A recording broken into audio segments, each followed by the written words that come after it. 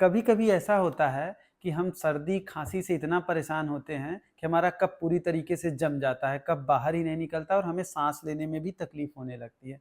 ऐसे में क्या करना है आपको आपको लेना है अदरक, लौंग, दालचीनी और काली मिर्च। इन सभी को बराबर मात्रा में ले लें। इसको उबाल के चाय जैसा बना के गुनगुना हल्का गुनगुना करके ही पिएं। दिन में इसको 2 से 3 बार लें। और साथ ही साथ क्या करें, 2 बार आपको शाम के समय दोपहर के बाद आपको क्या करना है, तेज पत्ता और पीपली इनको भी बराबर मात्रा में लेके इसको भी ठीक इसी तरीके से काढ़ा बना के आप करें। आपका पूरा कफ तो पिघल के बाहर निकल ही जाता है, आपका श्वसन तंत्र भी मजबूत होता है और आप बिल्कुल अपने आप को रिलैक्स महसूस करेंगे।